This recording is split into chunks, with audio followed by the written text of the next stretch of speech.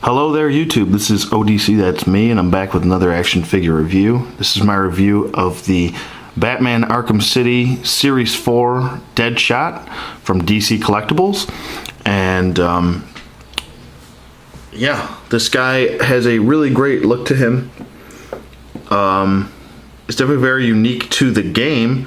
That being said, he has the Arkham City logo on his chest here.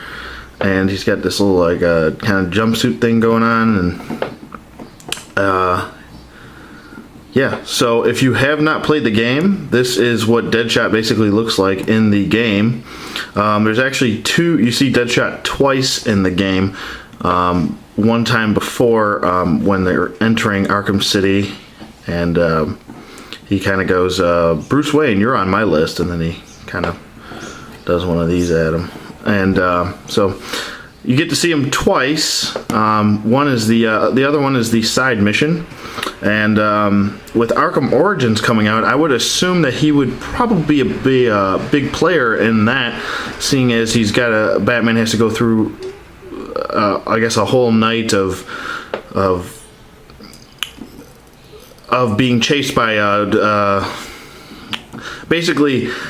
basically being chased by assassins all night. So him being one of the most deadly assassin, I would assume that he would probably be a big player in this upcoming video game. So definitely looking forward to that game coming out.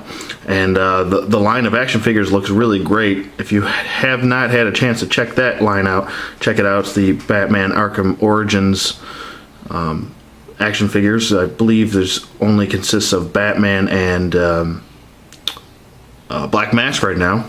And so I just wanted to throw that out there real quick. And let's get to this figure, because he's really the one that we're going to be talking about today.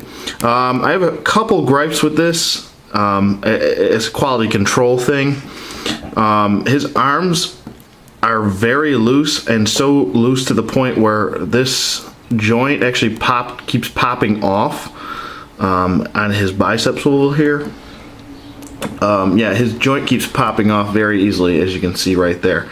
And it's very, very loose when it comes to his arm swivel, and his wrist swivels also. They're really loose. I mean, that's pretty loose. And over time, it's probably going to get worse. So that's probably my only gripe with this, is that the bicep swivels are very loose, and so are the wrist swivels. But the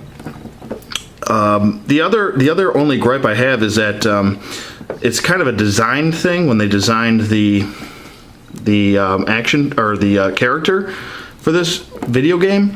Nothing too crazy. I just wish that these wrist wraps were like a darker color, because it kind of just gives off the illusion that he's like, when you see it in a picture, it kind of gives off the illusion that he's just got these on his hand, and it looks too close to the skin color. That's my only gripe, and that's just a personal gripe. But like I said, nothing too crazy. Get all that stuff out of the way, and I'll show you the packaging now. Here is the basic Arkham City packaging. It says Deadshot on the bottom. Has the cityscape in the back. Here are the 4 figures that came in the wave. You have Nightwing, the ultra posable Batman, which I've done a review of, so if you haven't checked that out, check it out. Talia al Ghul, which I'll probably get, and Deadshot there. Probably going to pass on that Nightwing, seeing as I already have the other version, which was the Batman Legacy version. So, but bring him back in here, and let's go through articulation. His head does swivel side to side, kind of on an awkward swivel. His head does move down, doesn't really move up at all. His arm does rotate up about that far, goes down, does do a full 360. He has the bicep swivel, bend at the elbow. Just be careful. Both my elbows were so frozen that I actually had to pour water on them, and it was actually this elbow was actually painted together. Another quality control problem. It was there was a lot of paint I had to scrape off on his elbow. So, you know, just if you do buy this figure, just watch out for the elbow so you don't snap the elbow off or break the elbow. Yeah, bend at the elbow and a wrist rotation here at the upper, looks like a glove, upper glove swivel. So no waist articulation of any sort.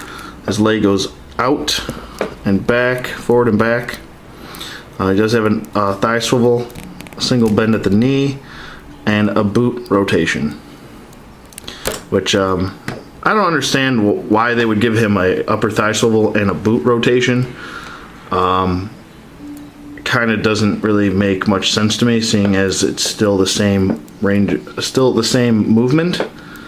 So I don't know, maybe that's just me, but he's still, but the positives though are his detail. With most of these DC collectibles are the detail, and that's really why you're buying the figure. It's not, you're not buying it for posability. Like I said, most of these Arkham City figures are basically statues, and you buy them because they look great, because you buy them for the detail. You don't buy them for posability. And I think they really nailed it with this Deadshot. He really does, you know, have the look of the game in him, and it's definitely a unique, different look, a different view on Deadshot here. And I really like the mask, the helmet. It's really, really cool looking. I like that. It's cool. And I like his handguns, or his arm guns, or his wrist guns, or whatever you'd like to call them. His wrist machine guns. Yeah, definitely like the side mission.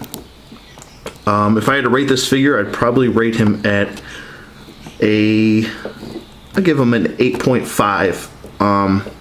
I think the attention to detail on this, I could rate him a little bit lower because of the QC, but I'm gonna throw him a bone here and say that he's an above average, a solid figure, not above average, but a solid figure. You know what you're getting into when you're buying into this Arkham City line, and you're buying, you know, statues that are going to look good on your shelf. So, with that being said, that's why I'm going to give him an 8.5, and stick to my guns on that, and so to speak, because it's Deadshot. And so yeah, let me know what you guys think. Rate, comment, subscribe, and I will see you guys on the flip side.